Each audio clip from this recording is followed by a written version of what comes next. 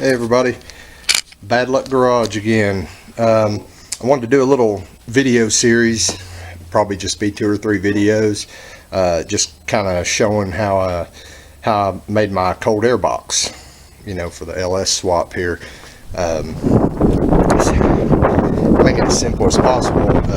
First thing, this intake setup that I've got going on right here, I actually got this on eBay.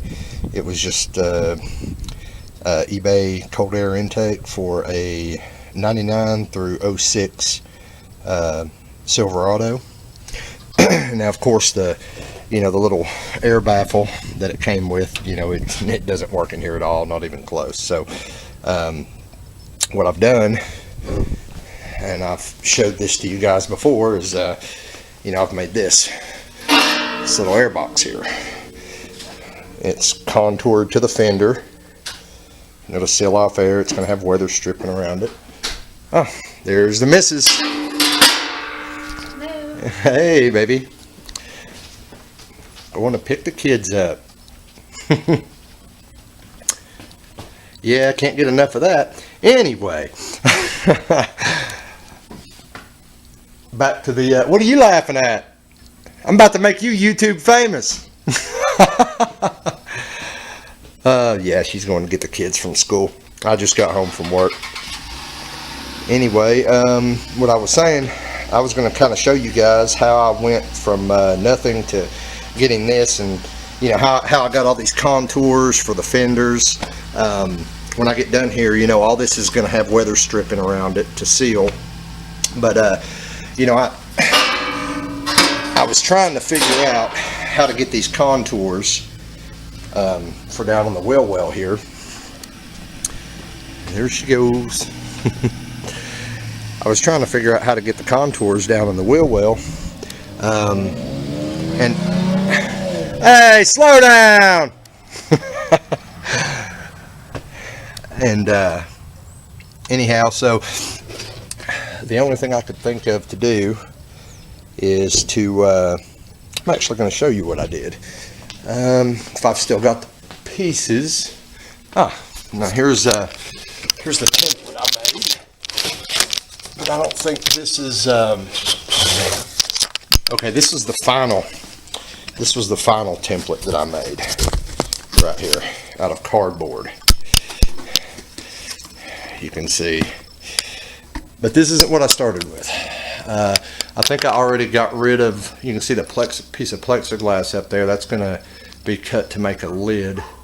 Yeah, I don't have the piece I started with. Anyway, guys, it's real simple to get your contours. Basically what I did is I cut a piece of just long cardboard about 3 or 4 inches wide. I just cut a long strip. Okay, so then I came over here to the truck and I figured out how I wanted it to go through here. Alright, so again, you cut a strip of cardboard about that wide and you make your bends, how you want the top of your box to go. Like mine comes here and then it goes up to here and it comes across, and there's a slit in this air filter that'll sit down in the box and it'll hold the air filter in place. I don't know if you can really make that out on the camera there,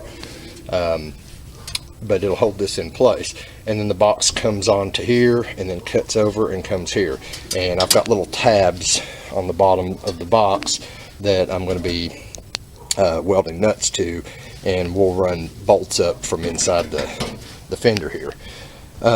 So what you do is you take that cardboard, you bend it in the shape you want this way.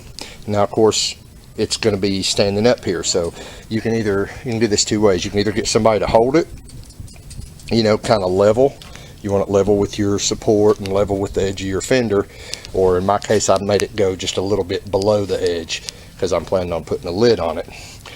You don't have to put a lid. You could just do some weather stripping around the top and let the hood seal it when you shut the hood, but I'm planning on a lid, more for looks than anything. But once you get that set up there, you can either have someone hold it here in place while you take measurements, or you can do what I did, and I taped a couple supports, cardboard supports down to hold it. Then you take that strip, you take a ruler, and let's see here. I wish I had the strip that I used because it's kind of hard to explain. But basically, I laid the strip down. I laid a ruler here, marked a line. Laid the ruler over here, marked a line. So there were inch marks, every inch. Okay, there was a line. Then, with the piece of cardboard in here, I simply measured on every line from the top of the cardboard down to where it hit the fender. Wrote that measurement on that line. Then the next one, wrote on that line, and all the way down, you know, so the measurements kept coming up different depending on the contour of the fender.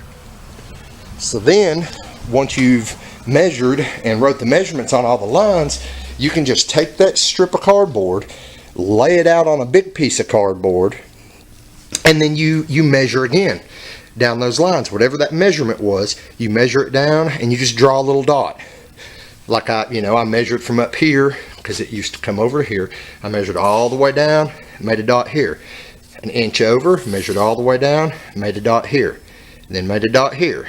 Then made a dot here, and then here, and then here, and then here, here, here. I think you see where I'm going with this. So when you're done, what you've got is just a bunch of dots. Then you just draw a line to connect the dots. And once you connect the dots, you cut it out. And once you bend it, you can see everywhere I had it bent. You know, it folds over like this. Basically what should happen is it should be a perfect contour of your fender. Should fit right in there. I'm sure there's other ways to do this. I mean, they make tools that you can actually set on contours and it'll make them, but this was the easiest way that I could think to get a perfect contour of my fender. And then of course, you know, you've got your flaps, and when you bend over, these flaps connect. So you make your primary template out of cardboard here. Now I actually saved this template because I thought somewhere down the line, you know, somebody might want me to make one of these for them or something. But anyway, so then we take this, laid it on a piece of, I think this was, I want to say 16 gauge sheet metal. Laid it on a piece of sheet metal, traced it out.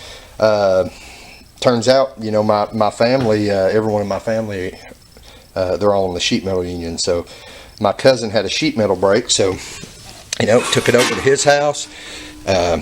He put all the bends in it for me here, and then took it to John, and, you know, John welded up all the corners. So now where we're going from here is, and I'm actually going to do this here in a few minutes, is, you know, drilling the holes in here, getting John to weld nuts on the back side, and you know, then once all that welding's done, then hey guys, sorry about that. My camera went dead on me, but good news is, while I was waiting for the camera to charge, I was able to go ahead and drill all my holes. And me and the missus made a trip to Lowe's.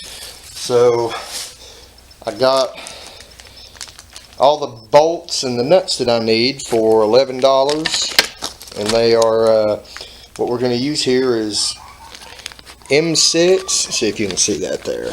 We're going to use these M6 by 1.0 by 16 count thread button head bolts, Allen head. We're going to use those to mount the top, and we're also going to use those to mount the air box to the fender and to the inner fender. So what I'm doing here, just getting them all out of the packages. What I'm going to do is I'm going to go ahead and run all of these up into the air box here, and you know, put the nuts on the back side. Then we're going to take it to John's house so he can weld the nuts to the inside. Then we'll screw the button head screws back out and paint this thing. So just show you what I got going on here. Looks like John just pulled up, but that was perfect timing, wasn't it? He can just take this home with him. But anyway, like I said, I'm not sure if you can see what I'm doing, but we're just gonna run these through here, run the nuts up on here. Gonna run the nuts up on here like this. You can see that, and we're gonna have John tack those nuts there, and you know, then we can screw our bolts in and out. Hey, just talking about you again, man. Every time I start talking about you, you pull up. That's funny. You know what I found laying out in the street just now? What? One of these. Well, my camera wasn't in focus. You want to do that again? I said I found one of these laying out in the road. Oh, okay. I don't know why this camera is not focusing, but it's damn sure not focusing.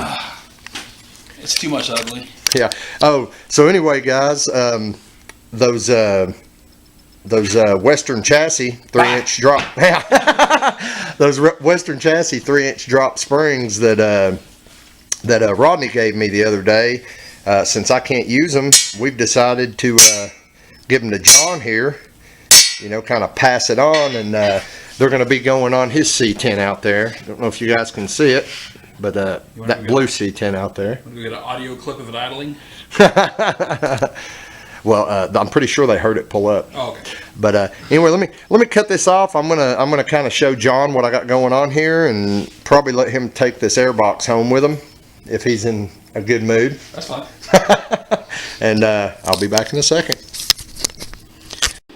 Get my mug on there for it. All right, over here at John's, he's fixing to weld my nuts. Attack your nuts, buddy. Hey, I can watch through the camera. I bet this camera goes all to hell when that sparks off. Oh. You need me to turn the gas on? No, it's on. I gotta remember which one is this one. This little welder, it is set up for either plasma cutting or TIG welding. Yep. And I kept having to switch the hoses back and forth, so I made this little manifold with these gate valves on it, so I can just shut one off and hook up the air for the plasma cutter, or turn the gas on and flip the other one. That's cool.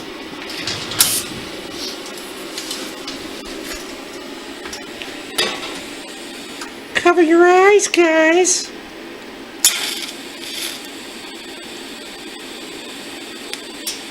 Well, you get my nuts so hot. Well, I'm not trying to overheat them.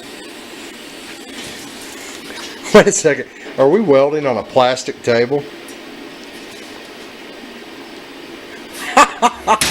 Look, yeah, it just left the indent. I said I was a badass welder, not the smartest man in the world.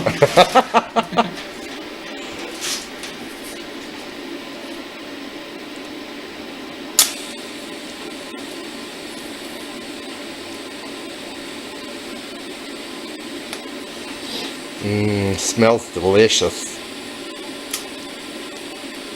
Oh, those are stainless nuts, by the way. Good.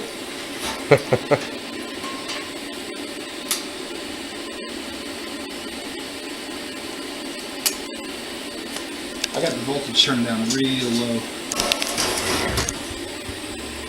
Yeah, because you've been welding body panels and floor panels, right?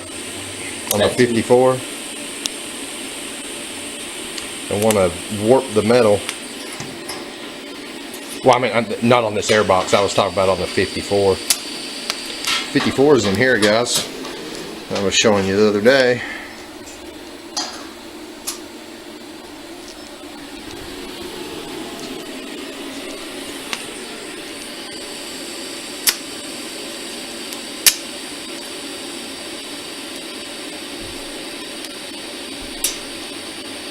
Yeah, so I went to Lowe's, and I was like, hey Tracy, why don't we, you know, do a little video? You can just use your iPhone while we're in Lowe's. And she's like, no. She didn't want any part of the YouTube thing. Every time I catch her going out to the car or something while I'm doing a video, she gets all shy and just has this shit-eating grin. Yeah. Cracks me up.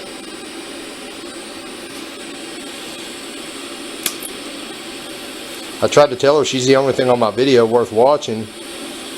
It's like, I need to get you out here in like a bikini or something, you know, while I'm working on the truck. Maybe I can get some freaking likes. You know how people are on YouTube and go see your wife on there and, oh, I'd like to change her oil or some shit like that. Well, that's fine. They don't know where I live. Such a YouTube pervs. Yeah. Yeah, I know I'm one of them. Hey, ooh. Oh, easy. Fire. You have one over here too. Yeah, that's the one that's going to be coming in from the fender. It's kind of at a weird angle. You can mount it from the backside. That's my favorite way to mount it.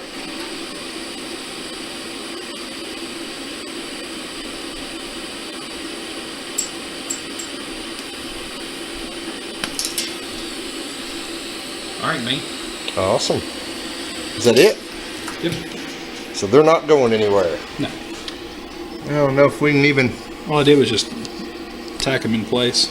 You don't think they'll spin off? No, no way.